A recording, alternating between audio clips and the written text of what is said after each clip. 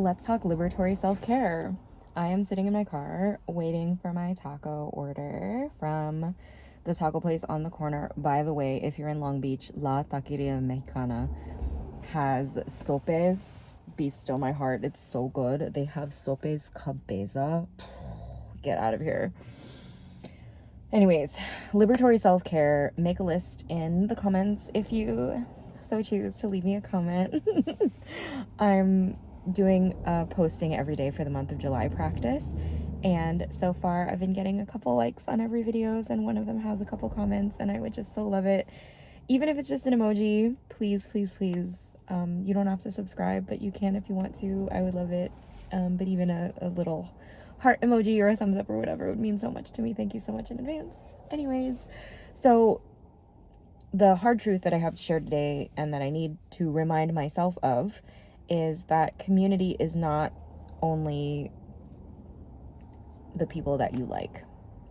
My community, I'm rolling my eyes because I'm thinking of a couple people in particular. Community is not only the people that I like or would choose to hang out with. Community includes the people with whom I disagree, who I happen to have around me by some circumstance of proximity. Anybody that shares resources, like if the same people drive the garbage truck to pick up yours and your neighbor's garbage, you're sharing resources with a person who's flying a Trump flag. Actually, this is a great example. So a former neighbor of ours, they moved out because they needed a bigger place because they had a baby. The one of them really loves Trump, and I still made their family a lasagna when they brought baby home from the hospital, because my care is not predicated on whether or not I agree. My care is predicated on relationship, and if they were unsafe people for me to be engaged with, if they were one of their belief in an ideology that I believe is violent and deeply harmful notwithstanding, there was still a baby whose parents needed to be fed. And so I made them a lasagna.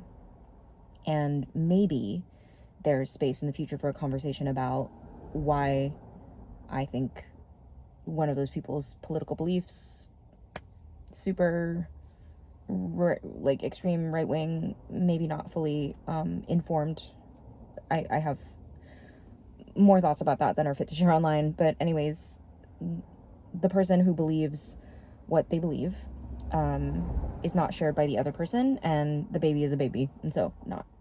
Right? So all of this rambling to say that even when I do something out of my unconscious programming or out of some belief that's I decide in later years I'm going to phase out, right? As I change and grow and look back on my previous beliefs and behaviors as uninformed or foolish or even harmful, I still take care of myself, and I still take care of the parts of myself that want to abandon or argue or reject or erase, because I have learned through a lot of pain and trial and error, but also from talking to my many mentors who hold me to a higher standard than I can understand sometimes, that is, there's always more space for love and acceptance, and care does not need to be earned. In fact, if I demand that care come with a bunch of conditions, like I won't care for you unless you do this or do that or sound like this or believe in this or declare this or renounce this, then my politic continues to be carceral in nature. If there is a right way to act, then that means there is a wrong way to act. And if I am the judge, jury, and executioner, then I still have a lot of unpacking to do as a person who calls themselves abolitionist, who upholds what Angela Davis put forth in her seminal work, Are Prisons Obsolete? I must believe that there are other ways for us to relate to one another And that means collectively healing from what Leah Manaima Avene, another teacher of mine, calls colonial fragmentation disorder. That is, the reasons for harmful behavior comes out of a shared history of fragmentation due to coloniality, and that my way of healing from it cannot be rated on a rubric of correct or incorrect. And people that find basic human needs, safety, belonging, resources, physical resources for life, in a figurehead that I am deeply, deeply opposed to, right? Like, how could I make a lasagna for a person who would support Trump if they could?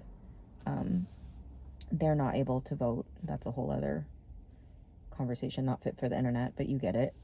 I hope you're reading between the lines. Oh, my tacos are here. Hi, sweetie. Say hi to YouTube. Hey, YouTube. We're gonna eat tacos now. Thank you so much for watching if you made it to this point. Liberatory self-care. Would love to know how you're taking care of yourself, even through community care, and maybe even with members of your community who you wouldn't choose to be friends with, right? Friends and community, not the same. I'll say more in the next one, maybe. Thanks so much.